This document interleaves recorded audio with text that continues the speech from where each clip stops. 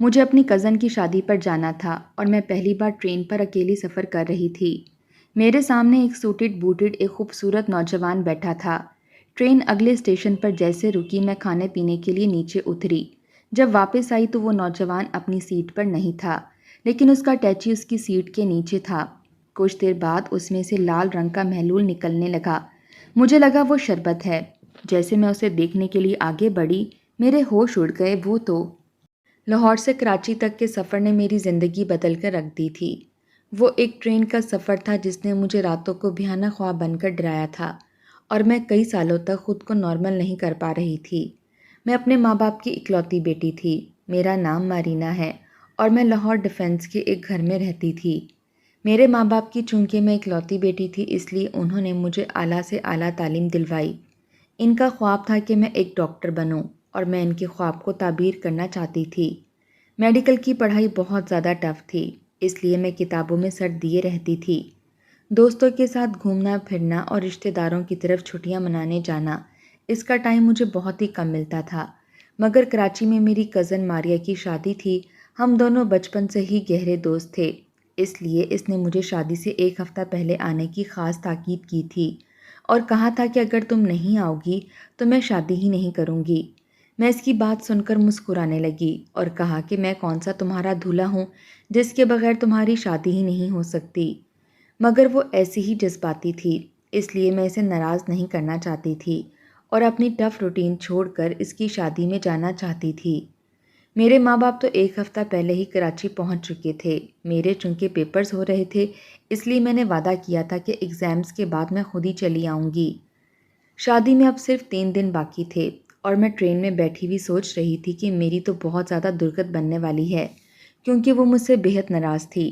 میں ٹرین کی economy class میں بیٹھی تھی۔ اکانومی کلاس میں بھی کافی زیادہ رش تھا۔ ٹرین ایک اسٹیشن پر رکی تو مسافر ٹرین سے نیچے اترے۔ کچھ لوگوں کی منزل آ چکی تھی اور کچھ لوگ ویسے ہی تھوڑی دیر سستانے کے لیے نیچے اتر چکے تھے۔ میں اب ٹرین میں اکیلی رہ گئی تھی۔ میں نے سوچا کہ میں بھی تھوڑا سا باہر جا کر فریش ہو جاتی ہوں، کچھ کھا پی لیتی ہوں، کیونکہ 15 منٹ کے بعد پھر سے ٹرین نے روانہ ہو جانا تھا۔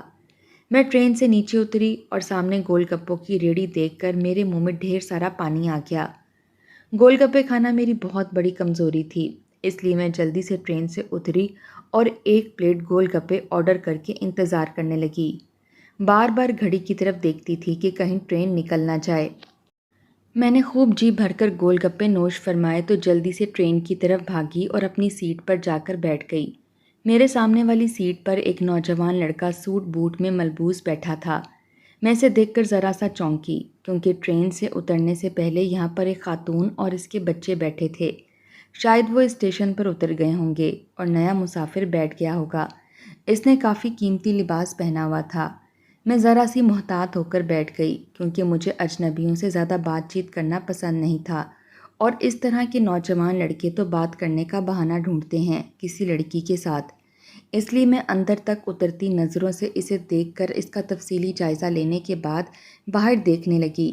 میری یہ عادت تھی کہ میں چند لمحوں میں اپنے سامنے موجود شخصیت کا اچھی طرح جائزہ لے لیتی تھی۔ اس نے کیا پہنا ہوا ہے اور وہ کس کلاس سے تعلق رکھتا ہے، یہ میری شروع سے ہی عادت تھی، اور میں اس عادت سے پیچھا نہیں چھڑا سکتی تھی۔ اس لیے سامنے موجود شخص جو کہ کافی پڑھا لکھا اور ڈیسنٹ معلوم ہوتا تھا اور کسی اچھی فیملی سے تعلق رکھتا تھا، اس نے بہت قیمتی ڈریس پہنا ہوا تھا اور اس کی بائیں کلائی پر بہت مہنگی برانڈڈ رسٹ واچ تھی، اور بائیں ہاتھ کی دوسری انگلی میں ایک رنگ بھی پہن رکھی تھی جسے وہ بار بار گھما رہا تھا۔ اسے دیکھ کر لگتا نہیں تھا کہ وہ شادی شدہ ہے، مگر وہ رنگ میں پہچانتی تھی کہ یہ ویڈنگ رنگ ہے۔ اس کا تفصیلی جائزہ لینے کے بعد میں نے پھر سے اپنا چہرہ موڑ لیا اور باہر بھاگتے مناظر دیکھنے لگی تھی۔ ایک بات جو میں نے نوٹس کی تھی وہ یہ کہ وہ بے پناہ تشویش میں اور پریشان لگتا تھا۔ بار بار اپنا رومال جیب سے نکال کر اپنے ماتھے پر آیا پسینہ صاف کر رہا تھا، حالانکہ ٹرین میں اتنی بھی گرمی نہیں تھی۔ باہر سے آنے والی ہوا کے جھکڑ سے میرے بال اڑ رہے تھے، جن کو میں بار بار چہرے سے ہٹا رہی تھی۔ کن اکھیوں سے سامنے بیٹھے موصوف کو بھی دیکھ لیتی تھی، جو نہ جانے اس قدر بے چین کیوں تھا۔ خیر مجھے کیا لگے، اگلے اسٹیشن پر ٹرین پھر ذرا سی دیر کو رکی تھی۔ میں اب باہر نہیں گئی تھی۔ بلکہ ٹرین میں ہی بیٹھی رہی، اپنے موبائل پر لگی اپنے کزن کو اپڈیٹ کر رہی تھی، اسے تسلی دے رہی تھی کہ بس پہنچنے ہی والی ہوں۔ اچانک ٹرین میں ایک آئس کریم بیچنے والا آ گیا۔ مجھے اس شدید گرمی میں آئس کریم کی بے پناہ طلب ہو رہی تھی۔ میں نے اپنا پرس کھنگالا تو اس میں ہزار ہزار کے نوٹ تھے۔ ایک نوٹ اس آئس کریم والے کو پکڑایا تو اس نے مایوسی سے کہا کہ میڈم، میرے پاس کھلے پیسے نہیں ہیں۔ مجھے بے پناہ مایوسی ہوئی تھی۔ اس سے پہلے کہ وہ پلٹ جاتا میں نے کہا ٹھہرو ذرا، اور اپنے سامنے بیٹھے اس مرد کے آگے ہتھیلی پھیلا دی۔ کہا کہ مسٹر، میرے پاس کھلے پیسے نہیں ہیں، کیا آپ مجھے ادھار دے سکتے ہیں؟ میں اگلے اسٹیشن پر کھلے کروا کر آپ کو دے دوں گی۔ میں نے اپنی مسکین سی شکل بنا کر اسے دیکھا تو اس نے ناگواری سے پہلے تو مجھے گھورا کہ یہ کون سا طریقہ ہے اجنبی سے پیسے مانگنے کا، مگر مجھے اس وقت آئس کریم کی اتنی طلب ہو رہی تھی کہ میں نے اپنی انا پر پیر رکھ دیے۔ اس نے عجلت میں اپنی جیب سے پیسے نکالے اور بغیر گنے اس آئس کریم والے کو تھما دیے اور کہنے لگا کہ چھٹے نہیں ہیں میرے پاس، مگر تم رکھ سکتے ہو۔ واہ کمال کی سخاوت تھی۔ مجھے ذرا سی شرمندگی تو ہوئی کہ خواہ پیسے مانگ لیے، اس سے اچھا تھا کہ میں صبر کر لیتی، مگر اب تو غلطی ہو چکی تھی، سو کیا پچھتانا۔ میں مزے سے آئس کریم کھانے لگی تھی۔ میں نے آئس کریم کھانے کے بعد پرس سے 1000 کا نوٹ نکالا اور اسے تھما دیا۔ میرے پاس بھی پیسوں کی کوئی کمی نہیں تھی، وہ تو میں نے اپنی جلد بازی میں اس کی نظر میں اپنا امپریشن غلط بنا لیا۔ وہ پیسے پکڑنے کی بجائے ناگواری سے مجھے دیکھنے لگا اور کہا کہ میں لڑکیوں سے پیسے نہیں لیتا، یہ میری شان کے خلاف ہے، اور میں تو اس کی بات پر تل ملا کر رہ گئی تھی۔ خود کو جتنا کوستی اتنا کم تھا۔ میں نے کہا میں نے پیسے ادھار مانگے تھے، فری میں بھی کسی کا احسان نہیں لیتی، یہ میری انا کے خلاف ہے۔ میں نے دو بدو جواب دیا، مگر اس کا چہرہ ویسے ہی بے تاثر اور برف جیسا رہا۔ کہا کہ چلو پھر اگلے اسٹیشن پر ٹرین سے اترنا، پیسے کھلے کروا کر 500 مجھے دے دینا۔ میں نے خوشی خوشی 1000 کا نوٹ بیگ میں رکھ لیا، سوچا کہ اگلا اسٹیشن بس آنے ہی والا ہے، میں اس کا احسان لوٹا دوں گی، مگر میرے وہم میں بھی نہ تھا کہ وہ اپنے احسان کا بدلہ مجھ سے یوں چکائے گا کہ میں اپنے پیروں پر کھڑی نہ رہ سکوں گی اور میری نارمل اور خوشیوں بھری زندگی ایک دم سے ہی ویران ہو جائے گی، کیونکہ اگلے اسٹیشن پر جب ٹرین ایک بار پھر سے رکی اور ہماری بوگی والے کچھ مسافر اپنی منزل کے لیے روانہ ہو گئے اور کچھ یوں ہی باہر نکل گئے، مگر وہ ٹانگ پر ٹانگ جما کر بیٹھا رہا۔ اس کے چہرے میں شدید گھبراہٹ تھی جسے چھپانے کی وہ سر توڑ کوشش کر رہا تھا۔ اس نے مجھے اشارہ کیا کہ جاؤ باہر اور میرا قرض چکا دو۔ میں جو پہلے ہی اٹھنے والی تھی اس کی جانب مسکرا کر دیکھا اور باہر نکل گئی، مگر جب میں واپس 15 منٹ کے بعد ٹرین میں داخل ہوئی تو اس کی سیٹ بالکل خالی پڑی تھی۔ مجھے حیرت ہوئی اور پھر سوچا شاید وہ بھی کہیں اتر گیا ہوگا، ابھی آ جائے گا، مگر جب ٹرین آہستہ آہستہ چلنے لگی اور وہ نہ آیا تو میں ایک دم سے تشویش میں مبتلا ہو گئی تھی۔ جلدی سے ٹرین کے دروازے پر کھڑی ہو کر ادھر ادھر دیکھنے لگی، مگر اس کا دور دور تک نام و نشان تک نہ تھا۔ مجھے حیرت کا شدید جھٹکا لگا تھا، مگر اب ٹرین اپنی رفتار پکڑ چکی تھی اور وہ نہیں آیا تھا۔ میں مایوسی سے واپس سیٹ کی جانب پلٹی اور وہاں بیٹھ گئی، شاید اس کی منزل آ گئی ہوگی اور وہ اتر چکا ہوگا۔ پھر اس نے مجھے کیوں کہا کہ جاؤ نیچے؟ یہ سوال میرے ذہن میں مجھے پریشان کرنے لگا تھا، مگر جیسے ہی میری نظر اس کی سیٹ کے نیچے گئی تو وہاں اس کا ٹیچی کیس پڑا تھا۔ اب تو مجھے یہ تشویش سی لاحق ہو گئی تھی، وہ اپنا سامان کیسے بھول سکتا ہے؟ بھلا عجیب سا سر پھیرا آدمی تھا، اتنا قیمتی سامان رکھ کر بھاگ گیا، نہ جانے اس میں کیا کیا ہوگا۔ میں یہی سوچ رہی تھی کہ اچانک اس ٹیچی کیس میں سے ایک سرخ گاڑھا محلول نکلنے لگا جو ٹرین کے فرش پر گر رہا تھا۔ میں ایک دم سے حیران ہوئی کہ شاید ٹیچی میں اس نے شربت کی بوتل رکھی ہوگی جس کا ڈھکن کھل گیا۔ اس سے پہلے کہ وہ محلول رینگتا ہوا میری سیٹ تک آ کر مجھے بھی خراب کرتا، میں ایک دم جھنجھلا کر اٹھی اور اس کی سیٹ کی جانب بڑھنے لگی۔ میں نیچے جھکی اور بے اختیار ہی میری انگلیوں نے اسے چھوا اور میں اسے اپنے ناک کے قریب لے گئی تو میرا اگلا سانس رک گیا تھا۔ میرے جسم میں ایک عجیب سی کھلبلی مچ گئی، کیونکہ وہ سرخ رنگ کا محلول شربت تو ہرگز نہ تھا، وہ تو میں پولیس اسٹیشن بیٹھی تھی اور تھر تھر کانپے جا رہی تھی، کیونکہ میں زندگی میں پہلی دفعہ کسی پولیس اسٹیشن آئی تھی اور وہ بھی اکیلی۔ میرا آج تک ایسی کسی صورتحال سے کوئی پالا نہیں پڑا تھا۔ میں نے اکثر فلموں اور ڈراموں میں دیکھا تھا کہ ایک معصوم لڑکی پر خواہ خواہی دوسرے کے جرم کا الزام لگ جاتا ہے اور پولیس والے اسے پکڑ کر لے جاتے ہیں اور پھر اسے سلاخوں کے پیچھے بند کر دیتے ہیں اور اس پر تشدد بھی کرتے ہیں۔ میں آنے والی صورتحال کے بارے میں سوچ کر ہی پریشان ہو رہی تھی۔ میرے اندر اتنی بھی ہمت نہیں تھی کہ میں اپنے گھر والوں کو کال کر لیتی کہ میں کسی مشکل میں پھنس گئی ہوں، کیونکہ میرا mobile phone lady police constable نے لے لیا تھا اور میرا سارا سامان ضبط کر لیا تھا۔ اس ٹرین پر پہلی بار میں اکیلی سفر پر نکلی تھی، اور وہ بھی اپنی کزن کی شادی پر جانے کے لیے۔ مجھے بے پناہ ایکسائٹمنٹ تھی، اور اب تو میں اپنی منزل کے قریب ترین تھی۔ بیڑا غرق ہو جائے اس شخص کا جس نے میرے ساتھ نہ جانے کس جرم کا بدلہ لیا تھا۔ میں نے اس سے آئس کریم کے پیسے کیا مانگ لیے، اس نے تو مجھے مجرم ہی بنا کر رکھ دیا۔ میں کرسی پر بیٹھی تھی اور کانپ رہی تھی۔ میرے سامنے بیٹھا انسپکٹر فواد مجھے اندر تک اترتی نظروں سے دیکھ رہا تھا، جیسے جانچ رہا ہو کہ مجھ جیسی کمزور سی لڑکی اتنا بڑا کارنامہ کیسے کر سکتی ہے۔ میں نے ہکلاتے ہوئے سے کہا کہ میرا کوئی قصور نہیں، پلیز مجھے چھوڑ دیں، مجھے تو اپنی کزن کی شادی پر جانا ہے، مجھے لیٹ ہو رہا ہے۔ مگر اس نے کہا کہ نہ بی بی، جب تک تفتیش مکمل نہیں ہوتی اور اصل مجرم کا پتہ نہیں چل جاتا، ہم تو تمہیں نہیں چھوڑیں گے۔ میں نے کہا کم از کم مجھے اپنے گھر والوں کو فون تو کرنے دیں، مجھے اپنا کوئی وکیل تو کرنے دیں، آپ یوں ہی مجھ پر اتنا بڑا الزام کیسے لگا سکتے ہیں؟ میں اس شخص کو جانتی تک نہیں ہوں، میں نے تو اس سے بات بھی نہیں کی، نہ جانے وہ کون ہے، کہاں چلا گیا، میں اس کا نام تک نہیں جانتی۔ آپ مجھ سے اس کے بارے میں کیا پوچھنا چاہتے ہیں جس سے میں زندگی میں پہلی بار ملی ہوں؟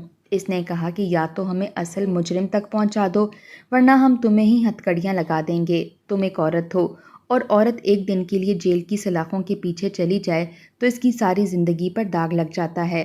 اس نے مجھے ڈرانے میں کوئی کسر نہیں چھوڑی تھی۔ میں پہلے ہی کانپ رہی تھی، اوپر سے میرا سانس بھی اٹک رہا تھا۔ یا خدا، میں کس مصیبت میں پھنس گئی ہوں؟ مجھے تو اس شخص کے تیور پہلے سے ہی برے لگ رہے تھے۔ وہ بار بار اپنے ماتھے پر سے پسینہ صاف کر رہا تھا، اور اس کے ہاتھ بھی کپ کپا رہے تھے۔ کاش میں تبھی سمجھ جاتی کہ وہ کتنا بڑا مجرم ہے، اور میں فوراً ہی پولیس کو اطلاع دے دیتی، مگر میں اس کے کارنامے کے بارے میں بے خبر تھی جو کہ اس کی سیٹ کے نیچے پڑا تھا۔ وہ ٹیچی کیس جس کے اندر سے وہ لال رنگ کا گہرا محلول نکل رہا تھا، اور جو شربت تو ہرگز نہیں تھا بلکہ وہ ایک خوبصورت عورت کی کٹی ہوئی لاش تھی جسے بے دردی سے عطاب کا نشانہ بنایا گیا تھا۔ نہ جانے اس عورت سے کس جرم کا بدلہ لیا گیا تھا۔ وہ شخص دیکھنے میں بالکل بھی جابر اور ظالم نہیں لگتا تھا، کافی شریف خاندان سے تعلق لگتا تھا اس کا، مگر میں پہلی دفعہ انسانوں کو جانچنے کے معاملے میں غلط ثابت ہوئی تھی، اور پہلی ہی بار پھنس گئی تھی۔ اتنی بری طرح سے پھنسی تھی کہ کسی کو مدد کے لیے بھی نہیں پکار سکتی تھی۔ میں اگر ذرا سا بھی جانتی ہوتی تو میں فوراً سے پولیس کو ساری تفصیل بتا کر اپنی جان چھڑوا لیتی۔ میں تو اس خوبصورت چہرے کے پیچھے چھپے حیوان کو خود پھانسی پر لٹکا دیکھنا چاہتی تھی، جس نے ایک عورت کے ساتھ اتنا بڑا ظلم اور زیادتی کی اور پھر اس کو بے دردی سے قتل کر دیا۔ میرا دماغ بالکل معوف ہو رہا تھا، مجھے کچھ سمجھ نہیں آ رہی تھی کہ میں کیا کروں۔ میں پچھلے 5 گھنٹے سے وہاں پر بیٹھی ہوئی تھی، اور کوئی میری بات سننے کو تیار ہی نہیں تھا۔ جس سے بھی اپنا مسئلہ بیان کرتی وہ یہی کہتا کہ یا تو ہمیں اس مجرم کا پتہ بتاؤ یا پھر خود بھگتو۔ میں نے اس نوجوان کا حلیہ اچھی طرح سے انہیں سمجھا دیا تھا، اور یہ بھی بتا دیا تھا کہ وہ سوٹ بوٹ سے کافی زیادہ ہائی پروفائل لگتا تھا، مگر یہ سب چیزیں غیر ضروری تھیں کیونکہ یہ ساری تفصیل بیکار تھی۔ اس طرح سے وہ اس تک بالکل بھی نہیں پہنچ سکتے تھے۔ میں 5 گھنٹے تک ضبط کے مارے بیٹھی ہوئی تھی اور کانپے جا رہی تھی، مگر پھر جب کسی نے بھی میری بات نہ سنی تو میں نے رونا شروع کر دیا، کیونکہ عورت کے آنسو ایک ایسا ہتھیار ہوتے ہیں جو بڑے سے بڑے پتھر دل کو موم کر دیتے ہیں۔ مگر میں بھول گئی تھی کہ میرے سامنے میرا کوئی کھڑوس قسم کا محبوب نہیں بیٹھا جو میرے آنسوؤں سے رام ہو جائے گا، بلکہ پولیس والا بیٹھا تھا، اور اس کا تو ایسی عورتوں سے روز پالا پڑتا ہوگا۔ یہاں پر عورت کے آنسو اور آہوں کی کوئی ویلیو نہیں ہوتی۔ دوپہر سے شام ڈھل چکی تھی، مگر میرا مسئلہ حل نہیں ہو رہا تھا، اور یہ کیسے لوگ تھے جو مجھے میرے گھر والوں سے بات تک نہیں کرنے دے رہے تھے؟ نہ جانے میرے ماں باپ کتنے پریشان ہوں گے، کیونکہ ان کے مطابق تو اب تک مجھے پہنچ جانا چاہیے تھا۔ وہ تو مجھے اسٹیشن پر ریسیو کرنے بھی چلے گئے ہوں گے۔ یا خدایا، وہ کتنے پریشان ہوں گے کہ ان کی بیٹی کو کیا ہوا ہے، وہ کیوں نہیں پہنچی۔ میں بے پناہ پریشان تھی۔ اچانک میرے ذہن میں جھماکا سا ہوا تھا اس کی انگوٹھی، جو اس کے بائیں ہاتھ کی دوسری انگلی میں قید تھی۔ وہ بہت ہی مشہور جولر کی انگوٹھی تھی۔ میں انگوٹھیوں کو پہچانتی تھی کیونکہ میں خود اس جولر کے پاس اپنی جولری کے لیے جاتی رہتی تھی، اور وہ لاہور شہر کا سب سے فیمس جولر تھا۔ ایک دم سے میں اٹھ گئی اور کہا کہ ایک طریقہ ہے مجرم کو پکڑنے کا۔ पुलिस इंस्पेक्टर एकदम चौंक कर मेरी जानिब मुतवज्जा हुआ और कहा कि बीबी कब से पूछ रहा हूँ कि इसकी कोई निशानी बताओ जिससे हम इसे पकड़ सकें। 5 घंटे हो गए हैं और अब तुम्हारे जहन में ख्याल आया है। चलो बताओ फ़ौरन, जल्दी करो। मैंने कहा कि इसने अपनी उंगली में एक अंगूठी पहनी हुई थी। मैं जानती हूँ कि वो किस ज्वेलर से इसने बनवाई होगी। आपको मैं उस ज्वेलर के पास लेकर जाऊंगी। वो मेरे बहुत जानने वाले हैं। वो हमें तमाम सीसीटीवी फुटेज भी दिखा देंगे और आप खुद इसका चेहरा कैमरे में देख लीजिएगा। मगर इसके लिए हमारा लाहौर जाना ज़रूरी है क्योंकि वो लाहौर का ही एक फ़ेमस ज्वेलर है। पुलिस इंस्पेक्टर ने कहा कि क्या तुम्हें यकीन है कि वो अंगूठी किसी और ज्वेलर से नहीं मिलती? अरे हज़ारों डिज़ाइन, हज़ारों तरह की अंगूठियाँ मुख्तलिफ ज्वेलर्स के पास पड़ी होती हैं। ये तो कोई ठोस सबूत ना हुआ। इसने जैसे नाक से मक्खी उड़ाई थी, मगर मैं पुरयकीन थी। मैंने कहा कि मुझे यकीन है कि ये अंगूठी उसी ज्वेलर की है क्योंकि अपने कज़न की शादी से 2 दिन पहले मैं इसके लिए एक खूबसूरत सा नेकलेस ख़रीदने गई थी उसी ज्वेलर के पास और मैंने इसी तरह की अंगूठी वहाँ पर देखी थी। वो इतनी खूबसूरत थी कि मैं पूछे बगैर ना रह सकी कि ये अंगूठी किसने बनवाई है। तो ज्वेलर ने कहा ये कस्टमर ने ऑर्डर किया था और वो आज या कल इसे रिसीव करने ज़रूर आएगा। अगर आपको इस तरह की बनवानी है तो हम आपको बना कर देंगे क्योंकि इस तरह की अंगूठी सिर्फ हमारे पास ही बनती है। जब मैंने ये बात पुलिस इंस्पेक्टर से कही तो वो शशो पंच में पड़ गया, मगर मुझ पर यकीन करने के अलावा इसके पास कोई चारा ना था और ना ही कोई और सबूत था कि जिससे मुजरिम को पकड़ा जा सके। वो औरत जिसको बेदर्दी से मारा गया था वो एक रात की दुल्हन थी और इसकी उंगली में भी वैसी ही एक अंगूठी थी क्योंकि वो कपल रिंग थी जो शायद इसने अपनी शादी के लिए ऑर्डर की होगी। वो शख्स कितना सफाक और जालिम था जिसने शादी की रात ही अपनी दुल्हन को बेदर्दी से मार दिया था।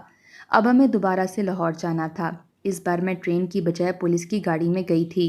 मेरा दिल ज़ोर से कांप रहा था कि अगर इस अंगूठी से भी इसका सुराग ना मिला तो मैं बुरी तरह से फंस जाऊंगी, मगर मेरे पास इसके अलावा चारा ना था।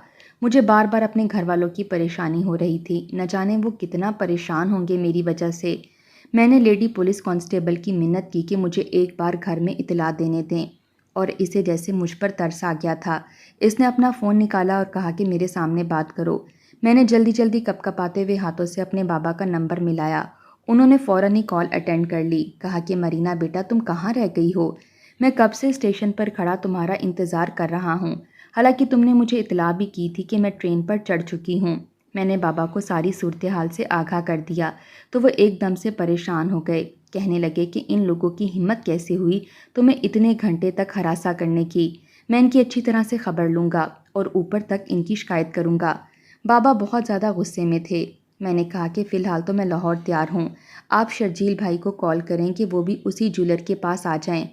फ़ोन रखा तो वो कांस्टेबल मुझे घूर कर देखने लगी। कहने लगी कि कौन हो तुम और कौन शर्जील भाई? मैंने कहा कि शर्जील मेरे बाबा के कज़न हैं जो कि एसपी हैं। वो इस केस में आप लोगों की हेल्प करेंगे और आपसे सवाल भी करेंगे कि एक मज़लूम लड़की को आपने इतने घंटे तक क्यों हिरासत में रखा, हालांकि इसका कोई कसूर भी नहीं था और आपने इसे अपने वकील या अपने घर वालों तक से बात नहीं करने दी। मैंने अपने लहजे को थोड़ा सा रूबदार बनाकर कहा तो वो एकदम से जैसे सहम गई। पहले मैं इनके सामने एक कमज़ोर और बेबस लड़की थी, मगर अब एकदम से मेरा बैकग्राउंड जानकर वो रोब में आ चुके थे और मेरा भी एतमाद बहाल हो चुका था। बहरहाल मुझे मुजरिम को पकड़ने में इनकी रहनुमाई करनी थी क्योंकि मैं भी चाहती थी कि वो मुजरिम ज़रूर पकड़ा जाए और इसे कड़ी से कड़ी सज़ा मिले। जब हम ज्वेलर के पास पहुंचे तो सब ने मुझे दूर से ही सलाम किया क्योंकि मैं अक्सर ही यहाँ पर आती रहती थी और मैं इनकी रेगुलर कस्टमर थी और ये अपने रेगुलर कस्टमर्स को बहुत ज़्यादा रिस्पेक्ट देते थे। ये लाहौर की सबसे बड़ी और मशहूर ज्वेलरी शॉप थी जिसमें डायमंड से लेकर ज़रकौन तक सब दस्तयाब था। मुझे ज्वेलरी का जुनून था, इसलिए जब भी मुझे शॉपिंग का वक्त मिलता तो मैं सबसे पहले इसी ज्वेलर के पास आती थी। मैं जैसे ही ऊपर वाले पोर्शन में गई तो अब्दुल्ला भाई दूर से ही देखकर मुस्कुराने लगे। अब्दुल्ला भाई इस शॉप के ऑनर थे। वो पुलिस वाले बड़े हैरान हो रहे थे कि यहाँ पर सब लोग मुझे कितना एहतराम देते हैं और इसलिए वो बिल्कुल शर्मिंदा शर्मिंदा से मेरे पीछे पीछे आ रहे थे। अब्दुल्ला भाई पुलिस को मेरे साथ देखकर कुछ परेशान से हुए। कहा कि मरीना बेटा क्या बात है, आज तो आप पूरी फ़ौज को भी अपने साथ लेकर आई हैं। मैंने मुस्कुराकर इनकी तरफ देखा और कहा कि इनको एक मुजरिम के बारे में मालूमात चाहिए जो 2-3 दिन पहले आपकी शॉप पर आया था और जिसने वेडिंग रिंग खरीदी थी। मैंने जब रिंग की साख्त और शनाख्त अब्दुल्ला भाई को बताई तो वो एकदम से कहने लगे कि अरे हाँ, वो लड़का परसों रात को ही उजलत में आया था और यहाँ से अपना ऑर्डर ले गया था। جب میں نے عبداللہ بھائی کو اس لڑکے کی شکل و صورت بتائی تو کہنے لگے کہ ارے وہی تو تھا۔ پولیس والے ایک دم سے چونکے اور کہا کہ ہمیں کیا اس کی فوٹیج مل سکتی ہے؟ وہ مجرم پکڑا جانا ہمارے لیے بہت ضروری ہے کیونکہ اس نے بہت بڑا گھناؤنا جرم کیا ہے۔ اس نے اپنی بیوی کو مار کر ٹیچی کیس میں ڈال کر ٹرین کے اندر رکھ کر خود فرار ہو گیا ہے اور اس بیچاری مظلوم لڑکی کو پھنسا گیا ہے۔ پولیس والوں نے ایک دم سے میرے لیے ہمدردی دکھائی، جس پر میں طنزیہ مسکرانے لگی کہ کیسے دوغلے لوگ ہیں، جب کسی طاقتور انسان سے ان کا پالا پڑتا ہے تو اس کے تلوے تک چاٹنے لگتے ہیں۔ عبداللہ بھائی نے اس کی فوٹیج دکھائی کہ وہی تھا۔ مجھے بے پناہ خوشی ہو رہی تھی کہ میری باریک بینی آج میرا کتنا کام آئی، ورنہ تو اس کا سراغ لگنا مشکل ہو جانا تھا۔ اتنے میں شرجیل انکل بھی آ گئے، میری طرف تشریف سے بڑھے کہ مرینا بیٹا کیا ہوا، تم ٹھیک تو ہو نا؟ وہ پولیس والے شرجیل انکل کے روب میں آ گئے۔ شرجیل انکل نے بھی ان کی خوب کلاس لی اور کہا کہ ان کی شکایت اوپر تک کریں گے اور کہا کہ یہ لڑکی اب تم لوگوں کے ساتھ بالکل بھی نہیں جائے گی، جو بھی کارروائی ہوگی تم لوگ خود کرو گے، اگر مزید ہیلپ کی ضرورت ہو تو میں کر دوں گا۔ خدا خدا کر کے میری ان سے جان چھوٹی تھی اور میں گھر آ گئی تاکہ فریش ہو کر کل دوبارہ کراچی کے لیے روانہ ہو سکوں۔ پہلے ہی میری کزن کو مجھ پر بے انتہا غصہ تھا، مگر میں بھی کیا کرتی، انسان کا پالا اکثر ہی نیگانی مشکل سے پڑ جاتا ہے جس کا اسے دور دور تک اندیشہ نہیں ہوتا، اور یہ سفر تو مجھے ہمیشہ یاد رہنے والا تھا۔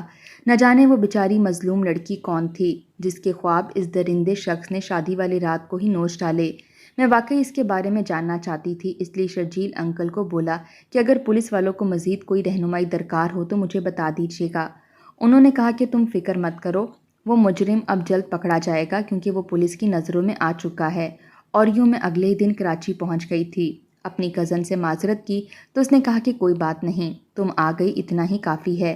ہم کزنز نے مل کر خوب ہلا گلا کیا تھا کیونکہ اتنے عرصے بعد ملے تھے۔ اس دوران میں بار بار شرجیل انکل کو کال کر کے پوچھتی رہی۔ بالآخر تیسرے دن وہ مجرم جیل کی سلاخوں کے پیچھے تھا اور اس نے واقعی اعتراف کر لیا تھا اپنے جرم کا۔ وہ ایک نفسیاتی مریض تھا اور جس لڑکی سے اس نے زبردستی شادی کی تھی وہ کسی اور کو پسند کرتی تھی، مگر اس مجرم جس کا نام سیف تھا، اس نے اپنی طاقت کے بل بوتے پر اس لڑکی کو زبردستی اپنی زندگی میں شامل کیا تھا۔ شادی کی رات لڑکی کا عاشق اس سے ملنے آ گیا کیونکہ اسے علم نہ تھا کہ اس کی شادی ہو چکی ہے، اس لیے وہ بہت تیش میں سیف کا منہ توڑنے آیا تھا، مگر اسے منہ کی کھانی پڑی تھی کیونکہ سیف نے اس لڑکی زارا اور اس کے محبوب کو اپنی شادی کی رات ایک ساتھ دیکھ لیا تھا، اور یوں زارا اس کے عتاب کا نشانہ بن گئی۔ اس کا عاشق شاید بزدل نکلا اس لیے فرار ہو گیا، مگر زارا کمزور لڑکی تھی اس لیے بے دردی سے اس کا قتل کر دیا گیا کیونکہ سیف بے پناہ جنونی انسان تھا اور اب جیل کی سلاخوں کے پیچھے سڑ رہا تھا۔ کبھی کبھی انسان کے ظاہری حلیے سے دیکھ کر نہیں لگتا کہ وہ اس حد تک ظالم بھی ہو سکتا ہے، کیونکہ کچھ خوبصورت چہروں کے پیچھے بھیڑیے بھی چھپے ہوتے ہیں، اس لیے احتیاط کریں، کسی پر جلدی بھروسہ نہ کریں۔